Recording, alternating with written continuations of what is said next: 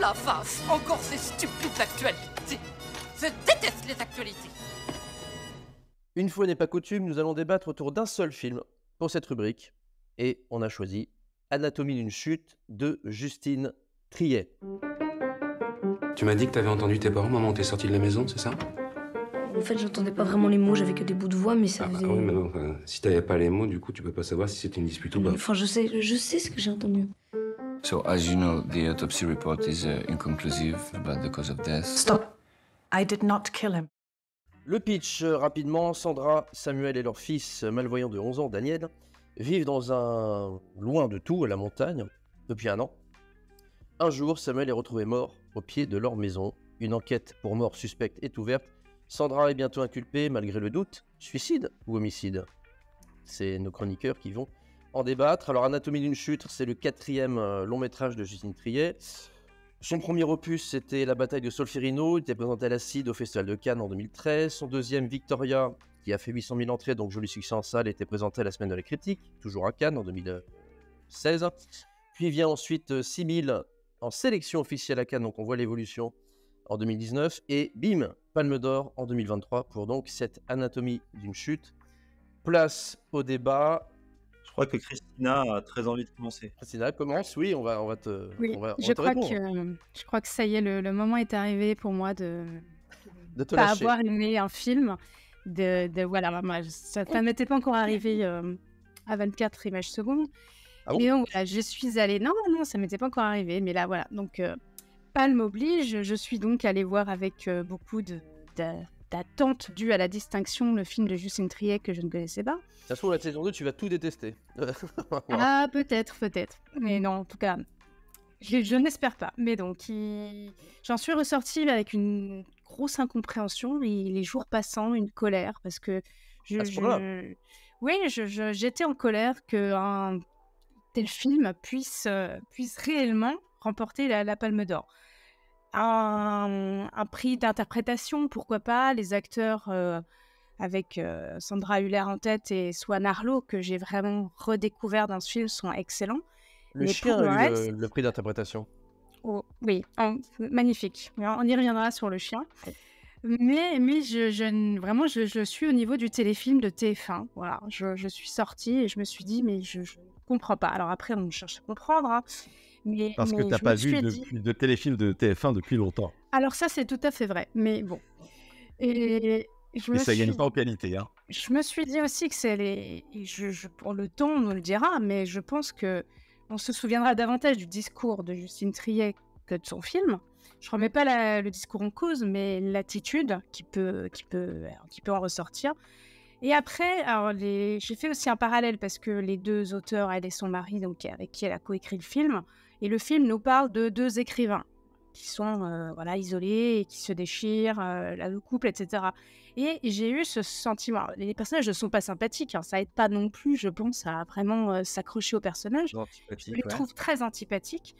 Et leur problème de couple, finalement, moi je me suis retrouvée, j'avais l'impression d'être au milieu et de me dire, mais qu'est-ce que je fous là? Je m'en fiche, laissez-moi sortir. Donc,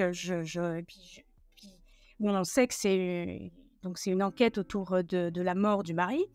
Mais sincèrement, je ne voyais pas, je ne me suis pas prise dans l'intrigue et je ne m'en fichais en fait de savoir qui a tué qui, si on a tué quelqu'un et surtout le pourquoi en fait. Vraiment, j'étais à 10 000 lieues de ça. Donc voilà, 2h30 en plus, hein, je précise, 2h30 autour de cette simple et unique question, bah ça fait un peu beaucoup pour moi. Et après, je n'ai pas été touchée, hein, c'est tout à fait personnel. Le film, ça a aussi joué sur mon impression. Je le trouve ni beau ni bien filmé. Je suis désolée, hein, j'y vais franchement. Voilà, c'est flou, c'est mal cadré, et moi ça me dérange. À tous les niveaux, je me suis demandé qu'est-ce que je faisais là. Après, il y a 2 moments qui m'ont un petit peu sorti de mon ennui, de ma léthargie, mais qui se sont terminés. Alors là, je vais faire le seul spoil que je vais me permettre sur le film. Donc le chien n'est pas mort. Le chien n'est pas mort, et je suis très heureuse de savoir comment on fait vomir un chien. Mais c'est pareil, je m'en tape en fait. Voilà, des petits effets comiques qui pour moi en fait rendent le film un peu risible à certains moments, et je ne sais pas si c'est vraiment voulu. La salle a un peu rigolé aussi, donc je n'étais pas toute seule à ces moments-là. Mais voilà, donc pour moi, c'est raté, c'est pas terrible, et puis je vais m'arrêter là. Merci, Christina. Je vous en prie. Justement, j'ai une question pour Christina. Est-ce que tu t'attendais plutôt en fait, à un thriller, un film de procès, un drame? Alors, je savais que je me situais entre le fait divers et le film de procès, mais les deux ne me dérangent pas sur le principe. Le procès, en plus, je sais que le procès a été documenté pour qu'il soit vraiment français et non pas calqué sur ce qu'on peut connaître par cœur des films américains et des procès américains. Alors, je sais qu'il est certainement très réel et très bien fait par rapport à ce qui se passe dans les tribunaux en France. Mais comme je ne sais pas ce qui se passe dans les tribunaux en France, tout est très caricatural et c'est sans doute voulu et très juste parce que voilà, peut-être que Parce les que je choses trouve que sont... c'est la meilleure partie du film. C'est la partie du procès, personnellement. Bah, moi, j'ai bien Oui. aimé, j'ai bien aimé le film de manière générale. Déjà, j'ai envie de le défendre. J'ai beaucoup aimé. Il y a plein de scènes qui me marquent. Déjà, la première, je trouve que elle, avec Ah bah cette oui. musique un peu Zabian. diégétique, je trouve que cette scène, elle est incroyable sur l'énervement, ce qu'elle peut provoquer pour le spectateur. Tout de suite, on est sur un film, je trouve, sensitif. Mais et profondément ensuite, agacé, oui. mais évidemment, c'est le D'entrée. but. N'importe Parce qui. qu'il y a un travail sur le hors-champ. La qui est question quand même de la riche. réalisatrice, c'est de savoir comment réagir face à ce type de situation. Et finalement, ça va nous permettre d'avoir un biais sur le personnage de Sandra, qui, on va la voir finalement très calme, ce qui va nous donner cette sympathie par rapport à cette situation où, pour beaucoup, on aurait certainement, enfin en tout cas moi, un peu pété un plomb. Ou du moins partir dans les graves. Mais le reste du film, on a parlé de Swan Arlo et de l'actrice principale, mais j'ai beaucoup aimé aussi les prestations de Antoine Reinhardt et c'est comment elle s'appelle? L'avocat général, Antoine Reinhardt, fantastique. Oui, Antoine Reinhardt. L'enfant est excellent aussi. L'enfant est très très bon Ouais. aussi, Très très bon. à part dans 2-3 scènes. Mais c'est la scène de fin. Il y a quelques explications auxquelles j'ai moins aimé. Ouais, on peut s'en passer. Hein. Oui. Je sais pas. Bon, mais oui, comment elle s'appelait Sadia Bentayeb. Sadia Bentayeb, qui joue l'avocate de Sandra, l'autre avocate. Oui. Et qui est Donc, une c'est actrice encore de théâtre les qui joue chez procès Pamela qui sont un peu réussis. et qui est très vraiment...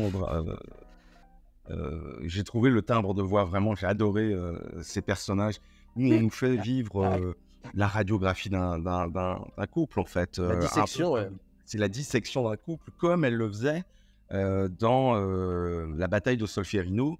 Et finalement, arriver à la même conclusion. Comment ces personnages font pour être ensemble?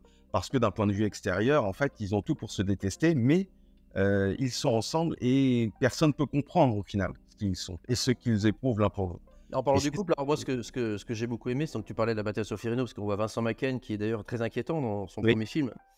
Et là, ce que j'ai beaucoup aimé, c'est le hors-champ du mari, qu'on ne voit quasiment jamais, Donc on n'entend sauf- pas. Peu. et qu'on n'entend pas non plus, sauf on l'entend à travers sa musique de Casabian, là, qui nous pète les tympans, je te rejoins là-dessus, et on le voit dans cette fameuse séquence que pour moi, je trouvais vraiment extraordinaire pendant le procès, où là, on a un point de vue assez original, c'est qu'il diffuse donc cette fameuse cet enregistrement, on va dire secret, en plein procès, et donc nous, le spectateur, on voit ce qui s'est passé, voilà, mais on revient au procès en disant la fin, en gros, de l'enregistrement, on ne l'a pas. Donc on entend des bruits, on ne sait pas, nous, au spectateur, on ne sait pas qui a fait quoi. Et c'est ça que j'ai bien aimé dans le film, c'est qu'en fait, on change de point de vue par moment. Donc on commence, bien sûr, on est avec elle dans la première séquence, parce qu'on se met à sa place. Donc c'est énervant, comme tu disais. Voilà, et on arrive vers la fin au point de vue du gamin. On est carrément, elle est plus dans le champ pendant au moins 30, allez, peut-être 20 minutes, on dira. Et c'est ça qui est intéressant, c'est que déjà, elle joue avec les codes, le whodunit, le film de procès, le film psychologique. Et elle joue aussi avec les points de vue, en fait. Il y a un mélange de tout ça, et j'ai trouvé ça assez original. C'est dans le cinéma français, j'ai pas... Enfin, surtout d'ailleurs pour Justine Triet, qui avait déjà fait un film de procès avec Victoria, mais qui était plutôt assez drôle et réussi. Moi, j'ai beaucoup C'était aimé. plus léger. Voilà. Et là, bon, là, c'est beaucoup plus grave, évidemment. Mais En tout cas, moi, ça m'a beaucoup. J'ai vibré devant ce film. Voilà, j'étais beaucoup touché par ce film. Moi, j'ai pas sorti les 2h30 déjà. Voilà, moi non plus. Et puis, j'étais assez passionné par le genre et ce qu'ils en faisaient avec, en fait. Parce que des films où on dissèque l'homme face à la justice, face à ce rouleau compresseur, on l'a déjà vu dans le cinéma américain ou dans d'autres cinématographies. Ouais, tout à Mais fait, c'est ouais, vrai comme que... fort. ou dans le Troisième Crime, pour le cinéma japonais. Mais finalement, très peu dans le cinéma français. Oui, tout à fait. Moi, je trouve qu'il y a de la subtilité. Mais quand on essaie de décrypter entre les grandes séquences, moi, il y a une séquence pour moi qui est la bascule. Alors, c'est peut-être c'est moi qui pense ça, mais c'est le moment où, après la mort du père, le gamin joue au piano. C'est du Chopin, je me souviens bien. Et il joue uniquement les notes graves. Et sa mère s'introduit dans, on va dire, l'introspection du gamin qui fait son deuil en jouant au piano. Et elle joue les aigus. Et donc, du coup, c'est comme si elle arrivait en disant « Je suis là, t'es pas seul ».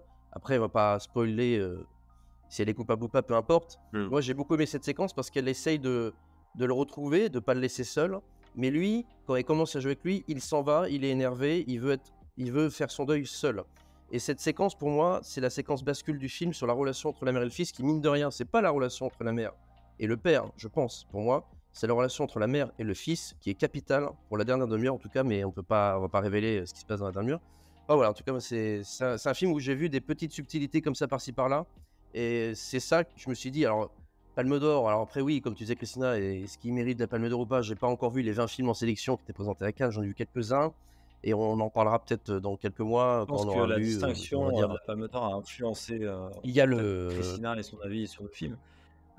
Moi, je sais pas si ça mérite la Palme d'Or parce que j'ai pas vu les autres films. Mais comme tu disais, Jérém, je trouve qu'il y a des moments, 2-3 séquences très fortes, des moments de grâce.